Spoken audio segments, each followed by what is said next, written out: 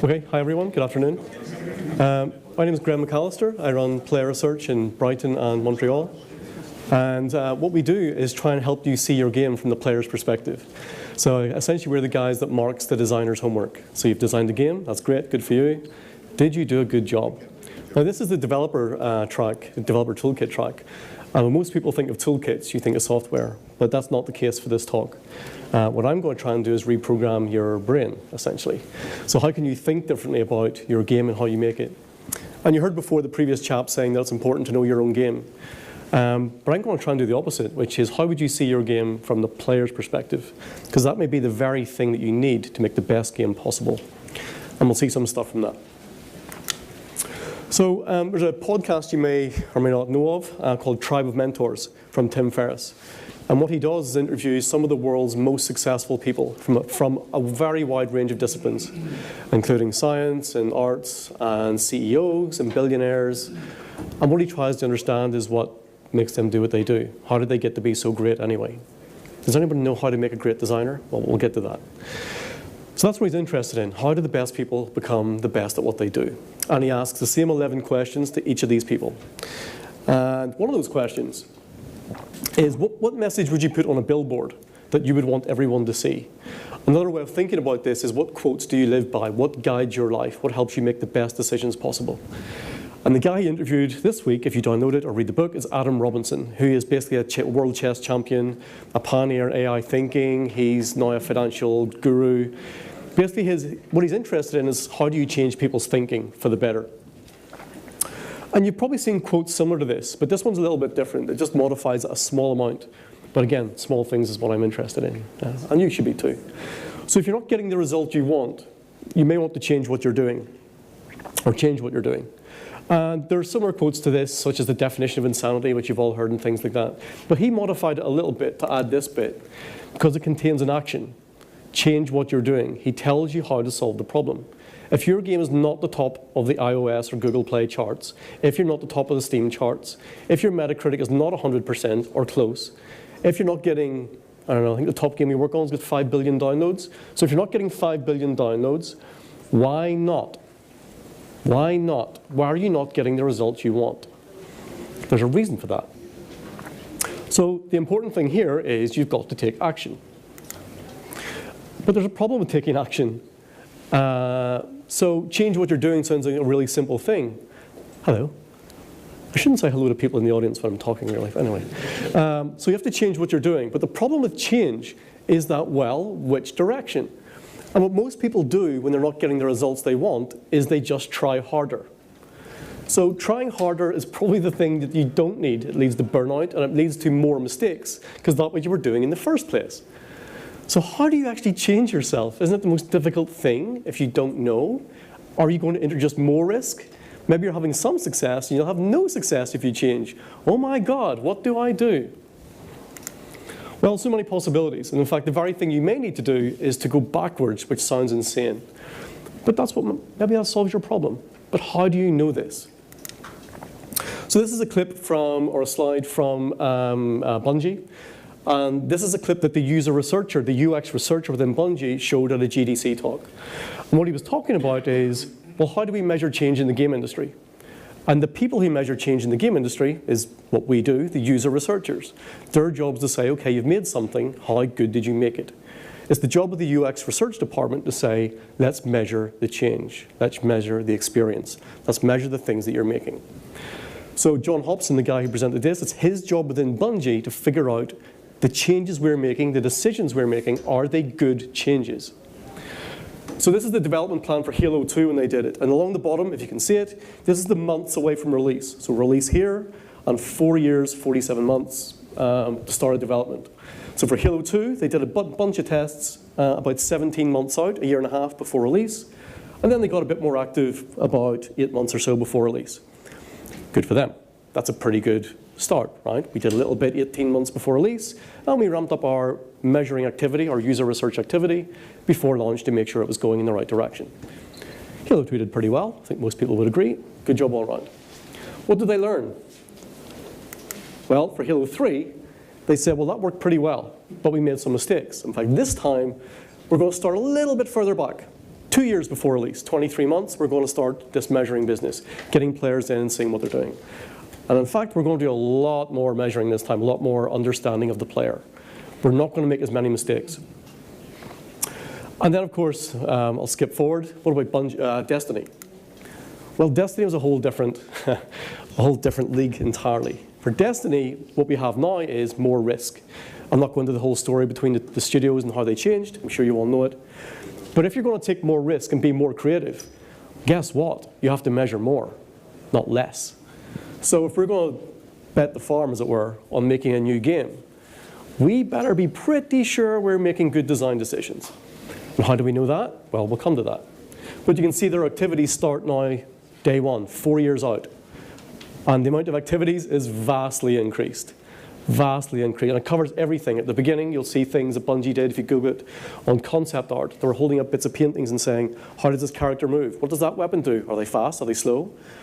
Way before final art and code was even in the game. Way before. So if anyone thinks it's too early, it definitely isn't. You're probably too late.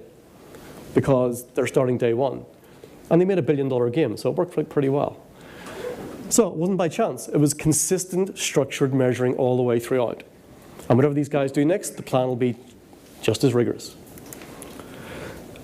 So this being an expert business, how does that work? There's a book called Outliers by Malcolm Gladwell. You may have read it. But there's one part of the book where they say basically to be an expert in any discipline, you need 10,000 hours of experience. So for 10,000 hours, I'll be an expert in what I do. And so he goes through the book and he tells some examples. So as an ex-academic, I went back and read the original research that that book was based on. And you know what? It's not quite true. I'm not saying he's lying exactly, I'm just saying there's a bit he left out. It is true that you may need 10,000 hours to become an expert. That is more or less being studied. For example, from learning the rules of chess to being a grandmaster, it's about 10 years. First studying to be a great composition, 10 years. Scientists from their first publication to their best possible work, such as a Nobel Prize, it's about 10 years. So it goes on. But there's something interesting about these disciplines that you'll see. You do need to practice, but it's only one form of practice to be an expert. And it's a thing called deliberate practice. So that means as part of your practicing, you need to get feedback on what you were doing. And if you don't get the feedback on what you're doing, that's just called practice, which could be structured, and it could make you better, and it can make you worse. If anyone plays a musical instrument, for example, you may not have got better in 20 years despite playing every day. And there's many examples of that. And that's why you see people in the games industry who have 20 years experience, and they're maybe no better than where they were when they first started. Yes, they've learned some things, but this blue line is basically saying the reason why you've got world-class designers is they were doing something different. They were also practicing just as hard, but they were doing it better. They were getting the feedback that corrected them all the way throughout their career. So I'm going to speed up a little bit. What sort of things can you measure during game development? In the past, we spent a lot of time analyzing games. Professional reviews, from user reviews, Metacritic and other sources, including all the common magazines you've read. We're obviously running play tests on about 80 to 100 games a year and speaking to players and things like that. And all the issues that come up in your games and all the games worldwide pretty much fall into one of these 5 categories. These are the categories of mistake that are being made on a regular basis. In other words, when someone's trying to figure out, did you make a good game? These are the things, intentionally or otherwise, that the players are talking about, and critics as well. So very, very quickly, appeal. Is your game interesting?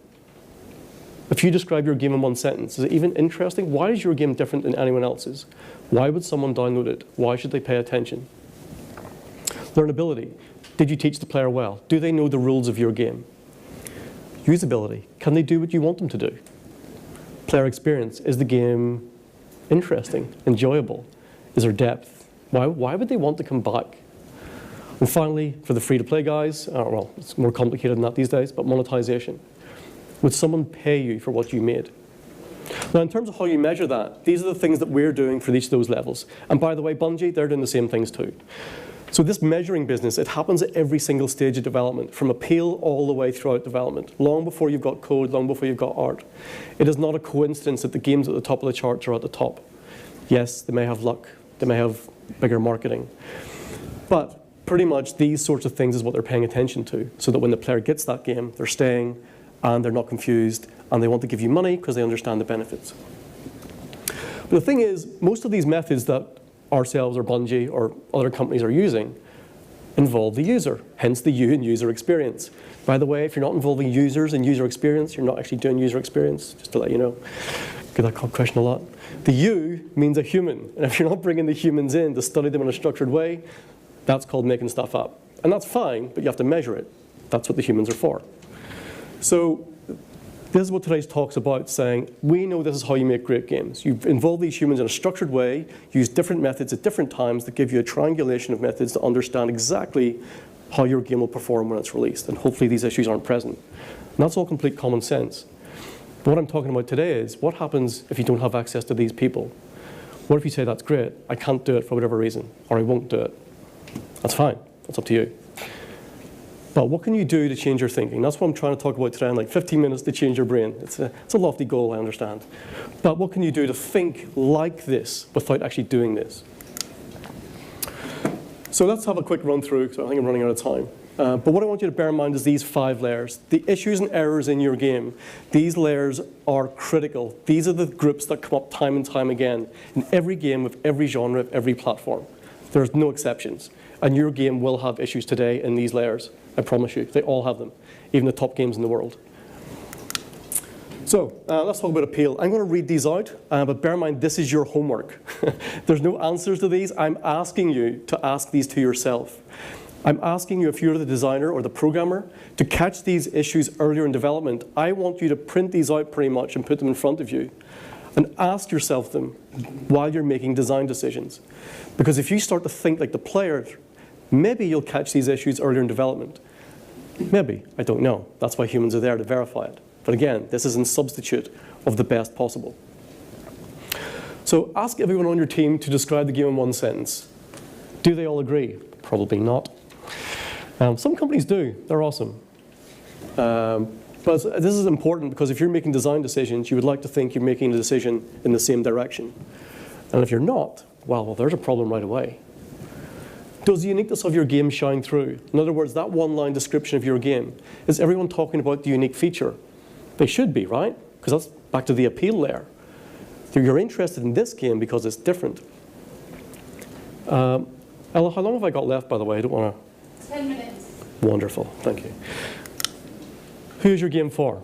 This is a fundamental problem to every company we work with. We send you out a sheet, a Word document. It's about 2 pages long. At the very bottom it says, by the way, who's your game for?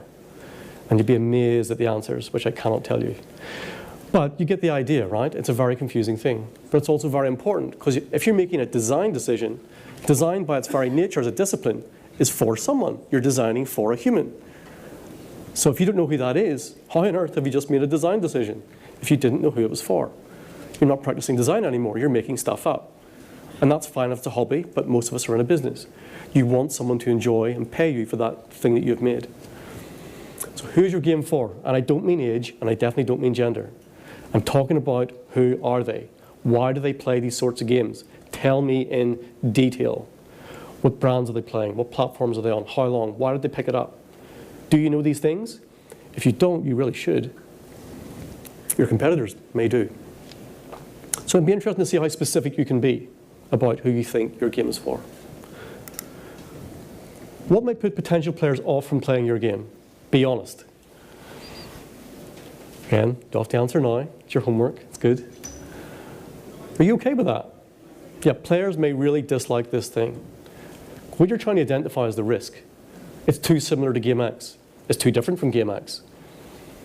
It needs too much commitment. It's too complicated. What is the greatest risks in your game? They would be nice to know as soon as possible. Okay, that's the appeal layer. Learnability is about getting that player into your game. There's been talks at this conference about user acquisition, paying someone to download your game. And what they seldom talk about is the onboarding experience. I would be very upset if I paid someone $5 to download my game, only to understand that they're not getting beyond the tutorial because they can't figure it out. So we've seen many companies wasting tens, if not more, thousands of dollars on user acquisition, and all the players bounce off.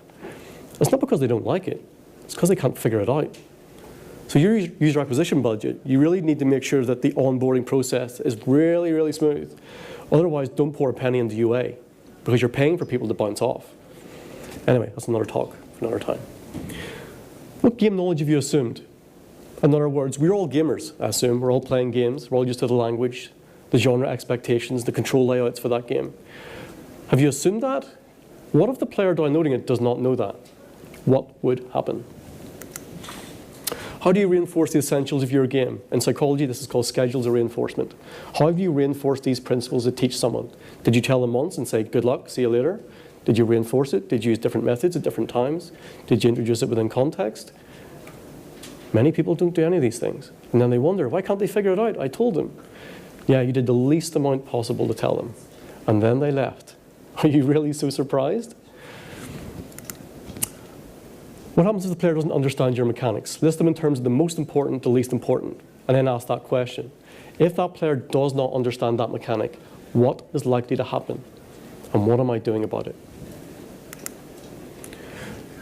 Do you have unrealistic expectations of the player's memory? Do you make a list of everything you're trying to shove into someone's brain? How many items is it? Can they use recall to recover it, or is it pure memory? Can they use recognition? Sorry, I meant recognition, not recall. Here's a screenshot from Cuphead, if anyone's played it. There's loads of problems with this tutorial, but anyway. One of them is it uses the word dash. And that's fine if you play a game where there is a dash mechanic. But if you've never played a game with a dash mechanic, what on earth is that? And you probably all saw the video that went viral of the journalist trying to play the Cuphead tutorial. I gave a talk on this tutorial last week, whole talk just on how bad this tutorial is. And it's not the journalist's fault at all. It's the designers, what a surprise. And pretty much everything is wrong with that tutorial. It's not his fault. I may take some flack for that, but there you go. Anyway, there's lots of problems with this, including language, player's memory, out of context. The list is very, very long indeed. Usability. Which part of your game do you think would cause the most unintended frustration? This is important in games such as deck management, anywhere where you're managing inventory, things like that. Is it easy to switch? High frequency of items? Are these things easy to do? Again, look at your game. Which part do you think today would cause the most potential frustration? I don't mean good frustration, like challenge. I mean the bad stuff. Like, why on earth is this designer making me do this every single time? And I have to do it, 10 times a minute. Wow, that's a strange thing to do. If the player isn't playing correctly, which is common, what do you do to correct them, to put them back on track? What mechanisms have you got in your game to say, if the player isn't playing correctly, these are the things I am doing to make sure they eventually get it? I think we have a sticky button. Think about frequency. What do you use the most of in your game? Is it easy to use? The most frequent items should probably be the easiest to access. Again, I'm only mentioning, everything I mention has been a real issue in a game. I'm not making stuff up. And in fact, most games have these issues. Well, but if you're making the player make a decision, does the presentation of that information make sense? Have you presented everything the player needs to actually make an informed decision? Really important to monetization or stores. The amount of times when we ask the player, what are you buying? And they say, I don't know. I don't know how to decide. I don't have all the information I need. Sounds really simple. It's costing you money today. If we ask players to describe the UI, just march around, would they know what every part does? I'm going to speed up a little bit. What about people with different impairments? Vision, color blindness, motor control, auditory. If you turn the sound off, does it work? If you're colorblind, did your game still work? I don't know. Might be useful if it did, though. I think I've got about 5 minutes left. I'm going to speed up a little bit. This is the layer that most developers do focus on. Have we made a fun game? And there are 4 minutes. And the reason why I covered those other layers is they are the barriers to getting to the fun. You can't measure fun directly as such. It would be a mistake to try and judge this without judging the previous layers, because you want to know is there any barriers in the way. However, this is obviously important. This is the game you're making, the fun stuff, right? Where does the enjoyment come from in your game? You'd be amazed how many developers give different answers for this. And that's because they can't agree where the fun comes from. Maybe because they're different people with different preferences. That's fine. Maybe it's got different markets. That's cool, but you should know. Have you signaled why the player comes back for more? How did you do that? Write it down. You're meant to write all these things down. They're not just mental exercises. Nothing I say today is complicated. The complexity is in doing it and actually taking action. That's the hard stuff. How did you signal the depth in your game? There's more to it. Don't leave yet. This game gets better. How did you tell the player that? Why do you think they left early? Why do those things happen? Let me skip over this one a little bit. But is everything important? We've seen developers make many different mechanisms in their game, different mechanics, and some are very rarely used. And they're surprised at that. But again, is that okay? Maybe it's something you intend. Maybe it's not. If not, there's a reason for it.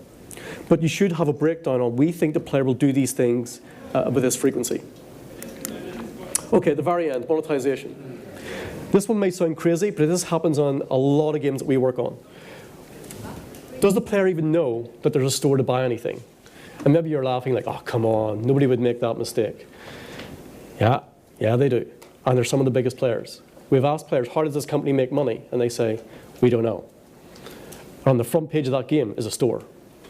And they don't know. So these things can definitely happen. They're probably happening in your game today to different levels. Do you communicate to the player what they're buying exactly? So if you ask players, what are you buying? Would they know that? Would they know exactly what they're buying and what it does? Because if they don't, they're certainly not going to give you any money. Again, 2 minutes, we better hurry up. All right, getting to the end. Does the player know what the item does? All these things are related. But again, I want you to think about these things in your store.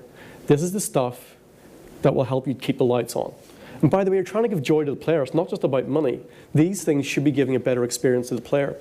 All these 5 layers are related. They're not separate things to think about. Sticky button, sticky button. Do you make the player do mental arithmetic? You can buy this one for 40 gems, or you can get this plus 20% extra. Oh my God, I have no idea if that's a better deal. What do I buy? I don't know. I'll just buy nothing. So spell it out for the player. It's not a test. Make it easy for them. Imagine you had to do that in the supermarket. Do you want those beans or those beans? Oh my God, is that a better 6 for that? And there's 3, but it's 50% extra and 25% in the can. I don't know what to buy. Why do that? Most people don't like math. Obviously, the people in this room may like math. Most other people do not like maths. So don't make them do it. You're losing players. Identify the greatest point of friction. Again, I think people in your team will disagree where this comes from. And that disagreement will help you get better. Above all else, these are things to think about when it comes to monetization. Does the player understand what they're buying? Can they do it, and do they see the value?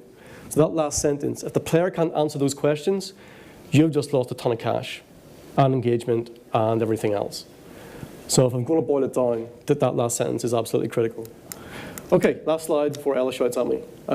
What's this talk been about?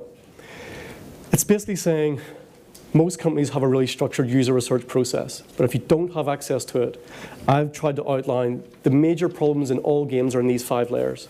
And asking yourself these questions will definitely help you catch these issues much earlier in development if you want to. So I'm asking you to just try and measure and ask yourself these difficult questions. And above all else, take action. Thank you.